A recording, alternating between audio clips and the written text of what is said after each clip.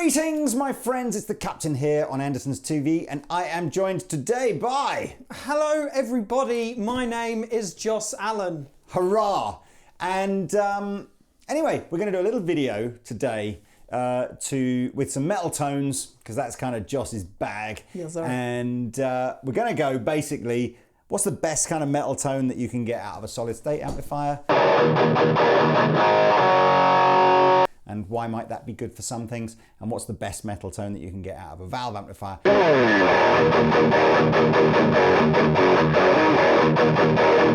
And why might that be good? Yes. So to introduce our contenders. Yes. Blackstar TVP 100 watt head. TVP stands for True Valve Power. Blackstar are keen to sort of say this is not a digital modeling amplifier. I'm not entirely sure how true that is. I think it's possibly a clone of mixture of those two types of tech. A clone. But it is, they claim 250 watts of normal amp power to create 100 watts of true valve power. Okay. Okay, there are no valves in it, so it's not true valve, just true valve power.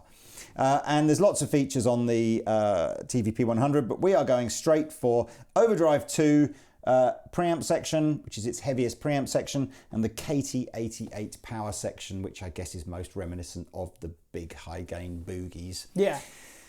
And then we've got our favourite little valve high gain amplifier. The Kraken. Absolutely, as co-voiced by the legends that are Martin Kidd, Victory's chief amp designer, and Rabir Massad, our afro-headed friend. Afro man himself. That's it. We're running them through the same speaker cabinet, so there's no variation there. It is a 2x12 loaded, V30, so Celestion V30 loaded cabinet, and we're quite loud. We're loud. We want, we want to... I feel it pushing on my back. That's what it is. That's what it is. So look, I tell you what, we're going to start with the Blackstar. Everything's on 12, as I said, and True Valve Power is engaged. One of those features on True Valve Power. I've never understood why you would want to turn it off. That should just be called the sound rubbish button. The sound rubbish button. Or the don't sound rubbish button, if you like, depending on which way. So we're leaving that switched on, and here we go. Take it away, Joss.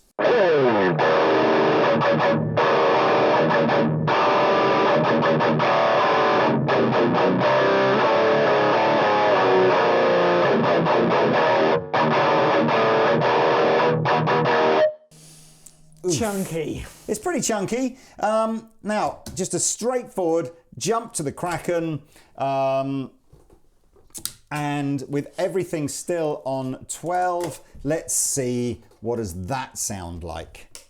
We are equally using gain 2, which is the heavier of the two voicings on the Kraken.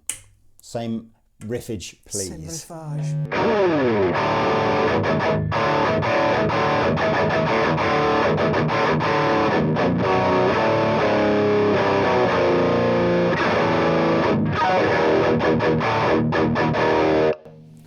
Quite a lot more bass end out of the Kraken, but as I said, that was everything on 12. Yeah, so nothing's messed around with whatsoever.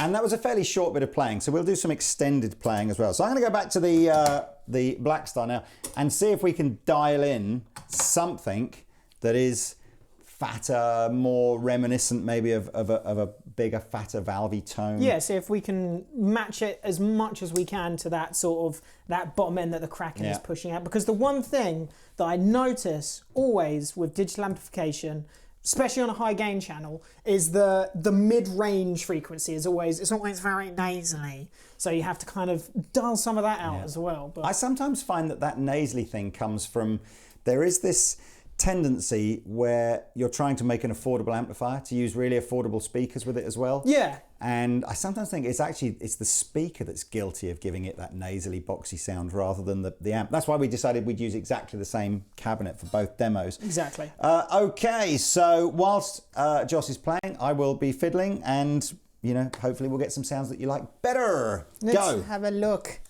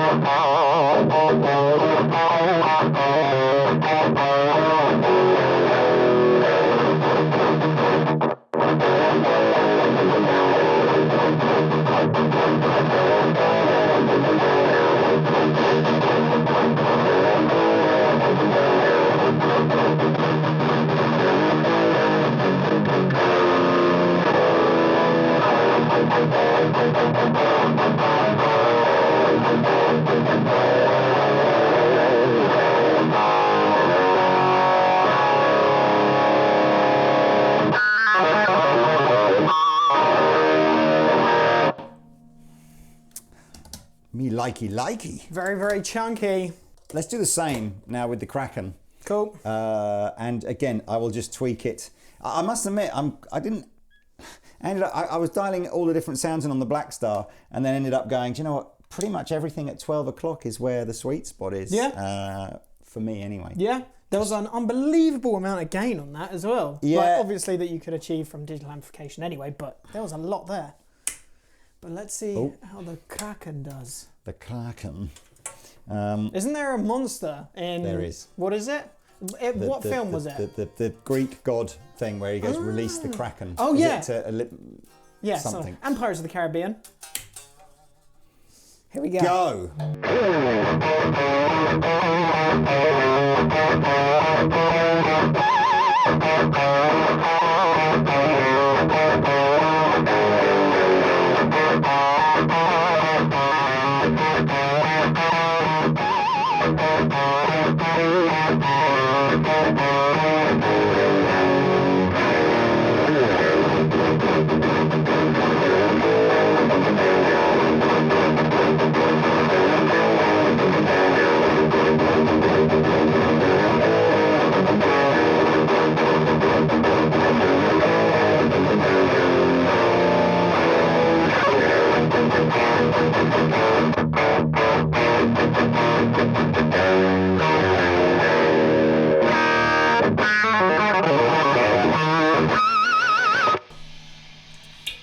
There is a lot of gain on that. So there's a lot more, there seems to be quite a lot more bass in on the Kraken. Definitely. There is a button on the back that some of you Kraken fans will be familiar with called Bass Focus, which Rabir added because he said that whilst having all that bass end is lovely for when you're playing at home and it makes it all sound super fat and everything, if you're playing live or recording, it can become overwhelming. Just do that quickly again, just so I can hear, because there was a change where I hollered out because I was like, what in sweet God's nature was that? So I just want to see that just one more time. So this is, we'll start without bass focus and I'll just plug it in. Cool.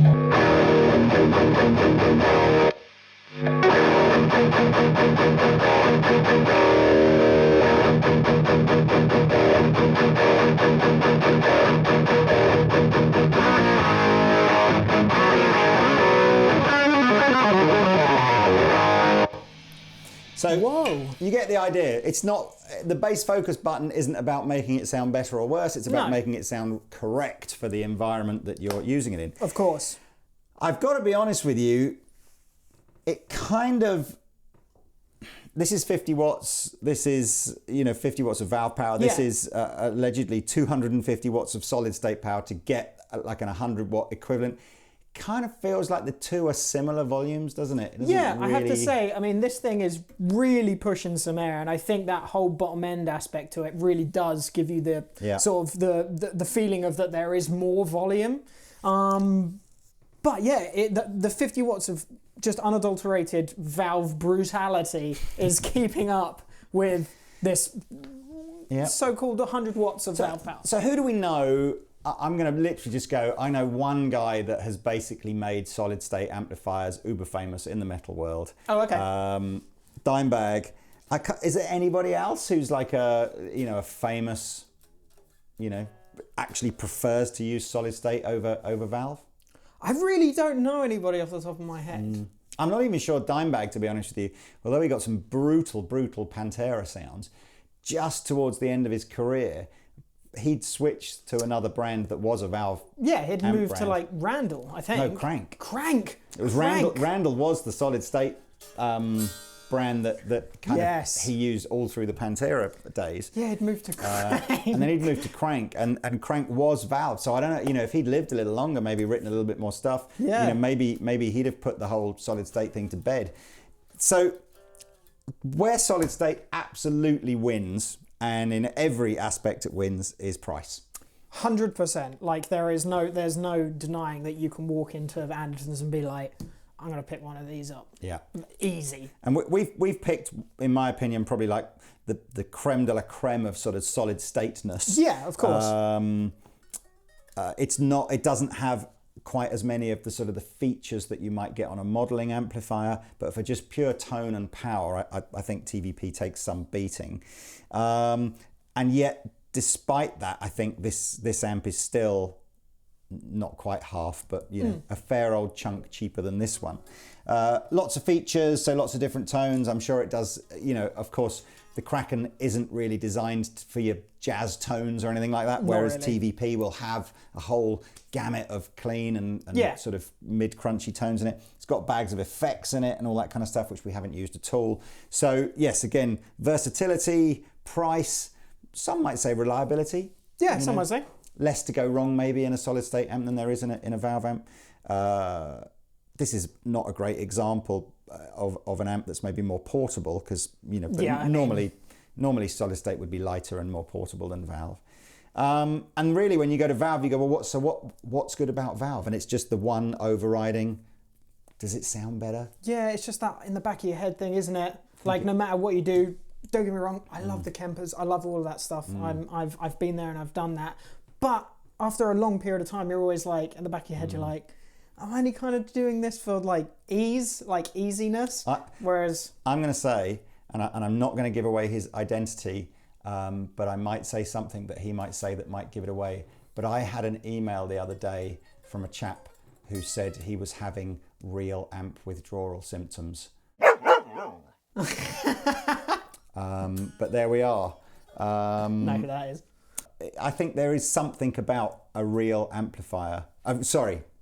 A real valve amplifier. These are all real amplifiers. I can't see it. There's that some organic, some sort of connection. Actually, having said that though, if you don't it's think your decision. So, if you've got a Axe Effects or you've got a Blackstar TVP or whatever, and you're getting your tones a whole different way, and you love it, then you're right. Exactly. So look, let's just do one final. Who was your like mega guitar player when you were learning to play? Who did you love? Oh, my mega guitar player, Zach Wilde. Zach Wilde? Yeah, when I was growing up anyway, that was my bag, that was my dude, that was my go-to guy. Now we're talking... What's he using now? Because I know he's obviously Marshall for millions of years. What's he using now? Well, he's got his own Wild audio amplifiers, hasn't he? Has he? I thought that was just a guitar brand. No, he's got his amplifiers, which are JCM 800s essentially. Yeah. So he's got his Wild audio amplifiers, but when I was growing up, that was my man to go to, you know, learning all the stuff. And then now it's Mr. Ian Thornley. Oh, see, so more like Fat Rock. Yeah, he's my dude. And Fat Rock. Big Fat Rock. And then Ian Thornley, and then this dude called Doug Rappaport. Yeah. Unbelievable guy. So those guys, more, you know, using the whole blues rock influence. Bonamassa, obviously. Well, look, let's take you back to your childhood then. Let's stay with Zach. Cool. And let's just do another kind of like 60 seconds. And what we'll do this time round is the playing. There'll be no talking between the playing. It will literally be 60 seconds of the Blackstar sounding as badass as it possibly can do, 60 seconds of the Kraken sounding as badass as it possibly can do, similar riffs. You decide in the comment section below which you prefer and why. I've been the captain. I've been Joss Allen. And we'll see you next time on Andertons TV. It's so loud. It's good though. Cool. Oh.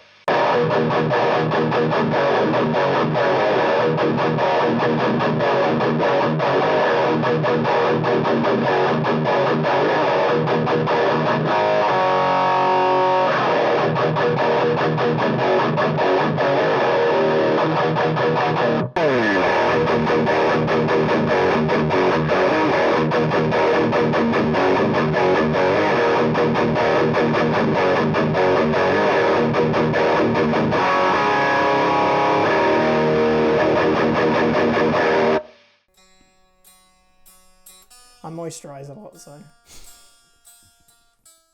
Hey everybody, thanks for watching the Andertons Guitar YouTube channel. If you're a drummer or a keyboard player or interested in music technology, you might find one of our other channels interesting, and I'll put details of those in the description below. If you want to find out more about the products we've just featured, please click here. If you'd like to buy a t-shirt like this, please click here. If you want to watch another video on our guitar channel, click down here. And to subscribe to our guitar channel, click here. Thanks again for watching, and we'll see you next time.